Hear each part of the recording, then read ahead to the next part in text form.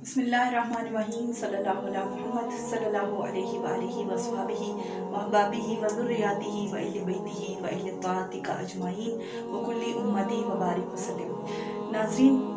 कुरान पाक की एक आयत है। वो आयत इतनी खूबसूरत, इतनी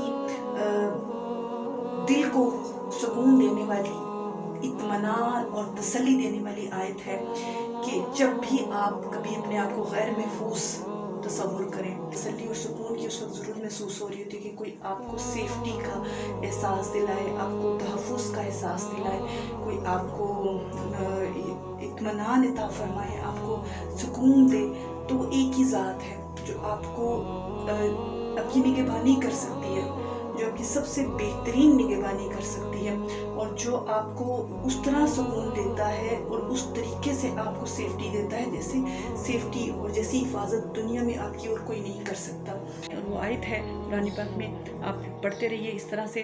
कि तो अल्लाह सबसे बेहतर निगहबान है, तो अल्लाह सबसे बेहतर निगहबान है और वो सब मेहरबानों से बढ़कर मेहरबान है। फिर से दोहराती हूँ, इस आयत को अपने दिल में भी दोहराते रहना है हर वक्त और ज़बान से भी इसको जब कभी ख़तरा महसूस करें तब भी आप इसको मुसलसल कंटिन्यूसली इस आयत को पढ़ते रहें, इसका तर्जुमा पढ़ते रहें। अगर आपको आयत वैसे ही याद हो जाती तो आयत को पढ़ लीजिए अरबी के साथ, लेकिन अगर आपको अरबी नहीं याद होती तो आप इसको खाली इसका तर्जुमा भी पढ़ते रहेंगे ना, तो आप यकीन जाने आपको वही इसके फ़ायदे हासिल होंगे जो आप इसको अरबी में याद करके पढ़ेंगे। लेकिन मैं चूँकि इसलिए आपको उर्दू में बता रही हूँ क्योंकि मैं खुद जो है इन आयात का विर्द उर्दू में ही तर्जुमे के साथ ही जो है वो इसको